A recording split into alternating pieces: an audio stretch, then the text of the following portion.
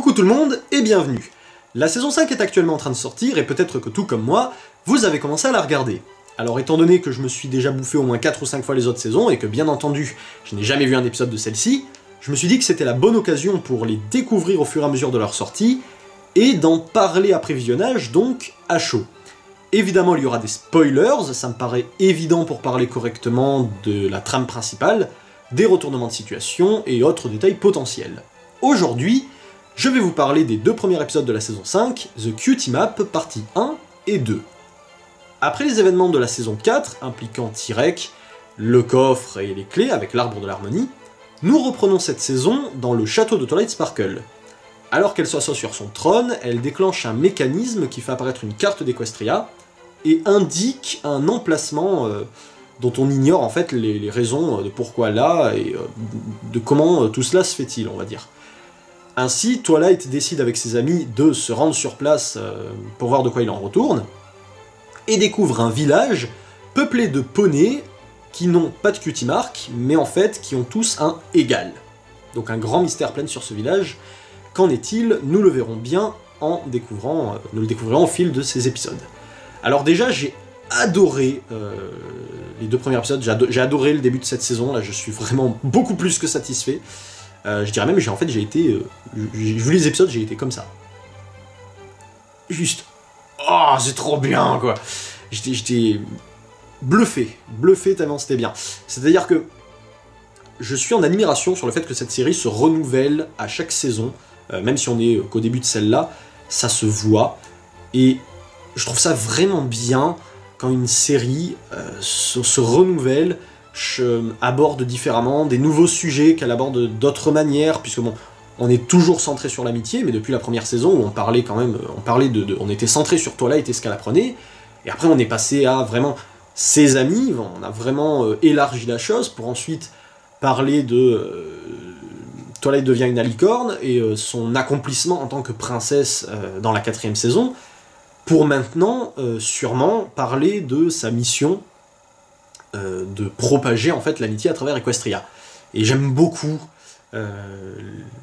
les séries comme ça qui ont une évolution, qui ont une continuité, qui se renouvellent, c'est quelque chose que j'apprécie beaucoup.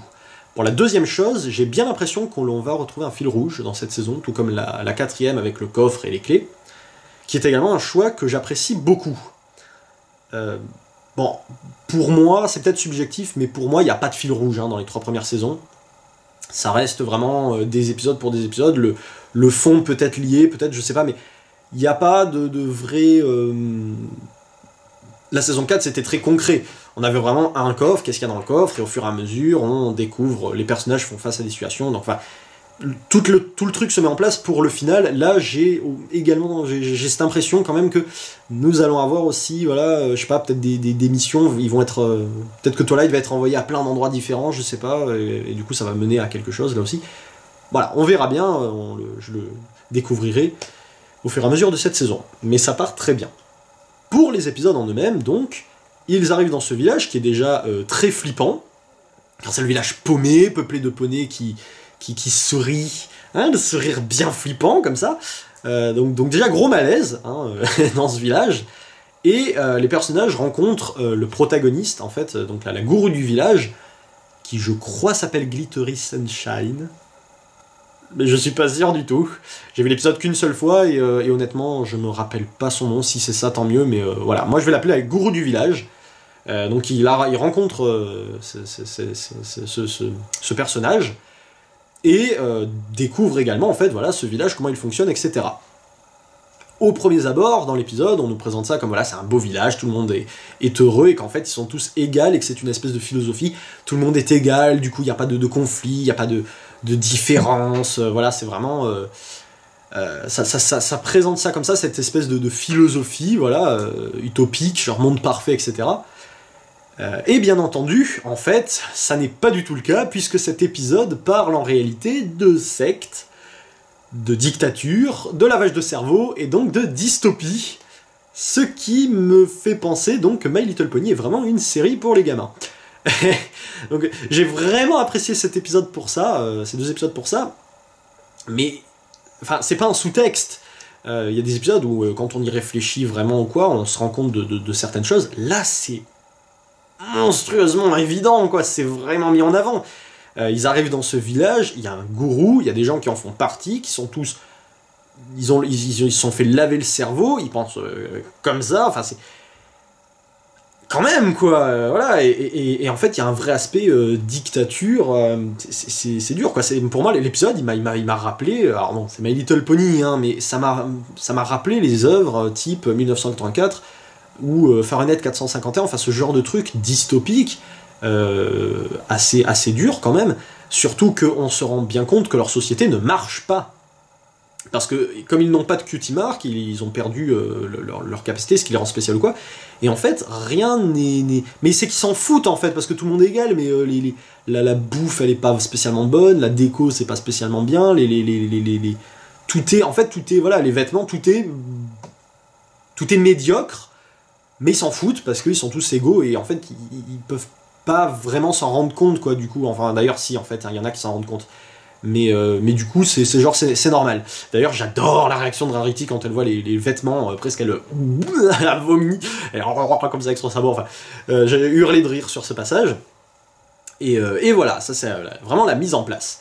Ainsi, les personnages se disent, bon, on n'a pas besoin, vous n'avez pas besoin d'aide ou quoi, ils voient pas plus loin que ça, sauf Pinky, qui résume très bien le truc en disant ça sent pas bon, en fait, il y a quelque chose de faux, en fait, dans ce village, ça c'est dire, c'est comme quelque chose qu'on nous présente, c'est bien, il y a quelque chose qui va pas, et en fait, derrière, non, ça va pas du tout, c'est l'apparence qui donne quelque chose de bien, alors que ça ne va pas du tout.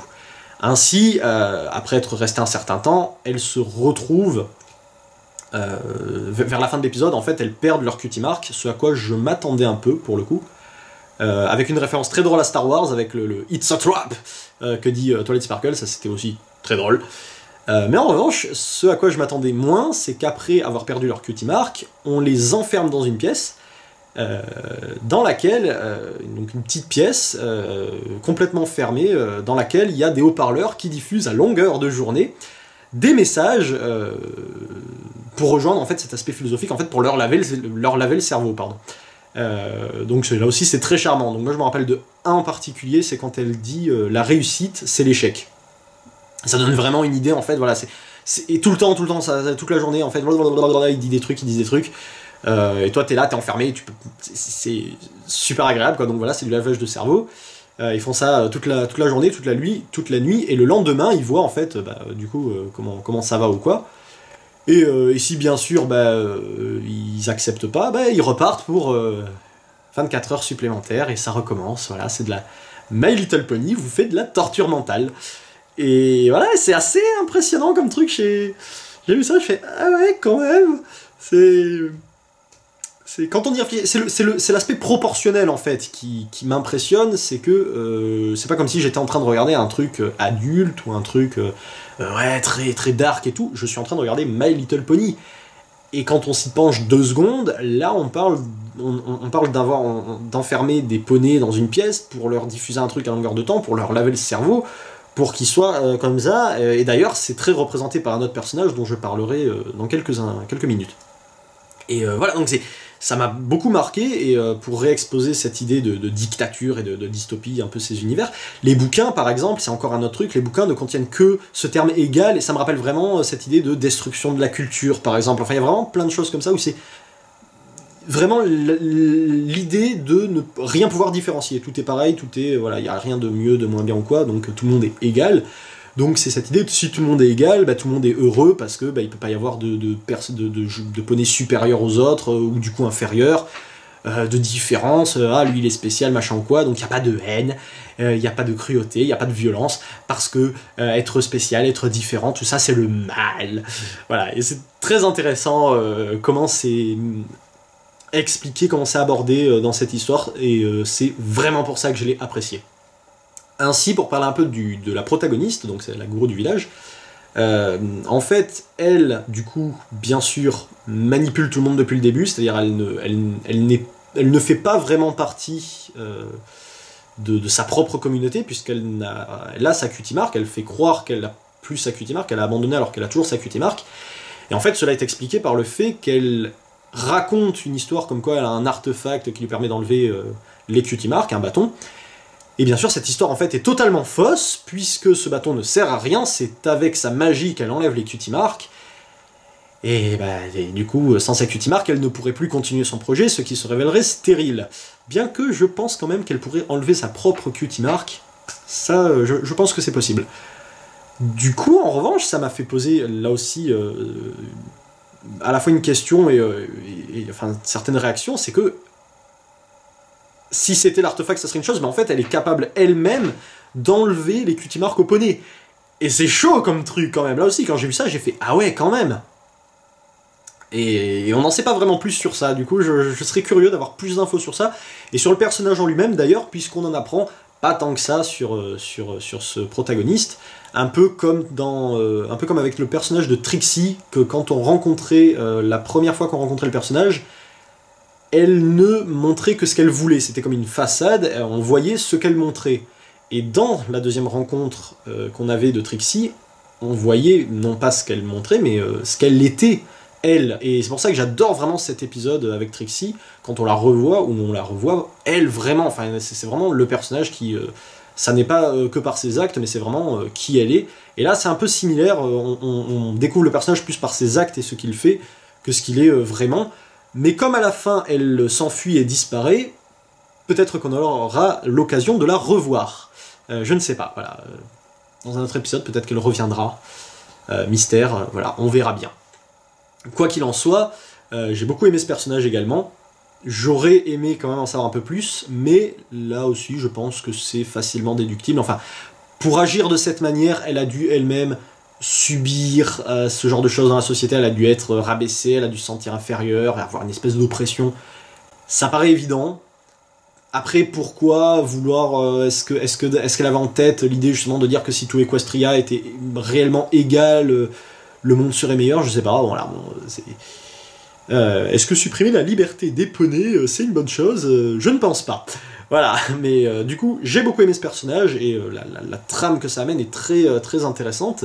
Pour moi, c'est un peu lourd. L'épisode est pas si drôle, je trouve, il y a vraiment des moments où je me suis éclaté de rire, mais en général, j'ai pas trouvé ça si drôle, j'ai trouvé ça plus chaud et un peu malsain parfois.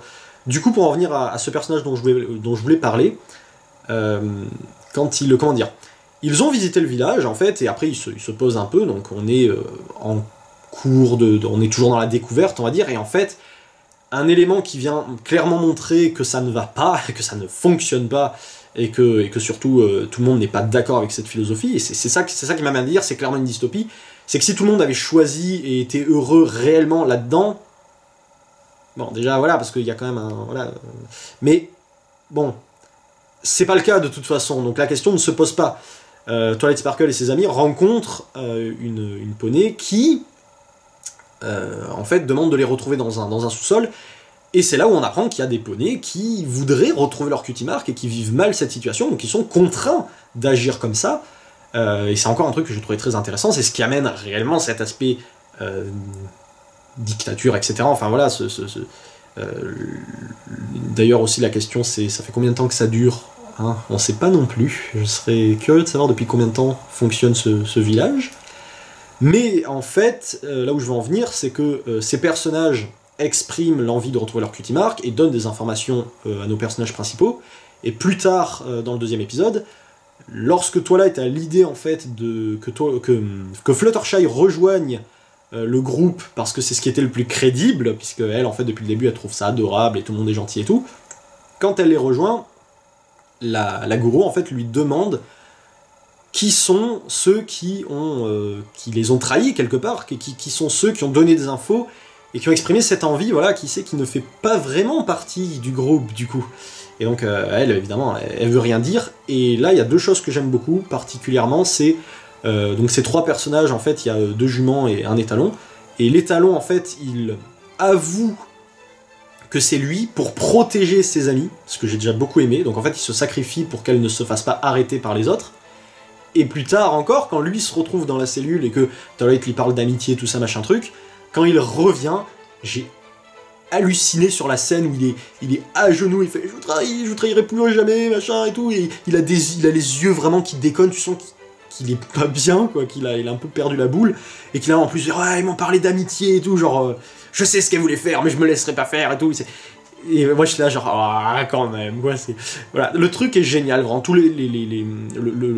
on voit pas le temps passer, la trame est géniale, de toute façon, c'est toujours de très bonne qualité, de toute façon, l'animation est toujours super belle, musicalement, c'est toujours très propre, c'est toujours très bien, et c'était une grande joie aussi de retrouver les personnages après tout ce temps pour de nouvelles aventures, car ils sont toujours aussi bons, aussi attachants, et ça c'était très agréable de les revoir pour de nouvelles aventures.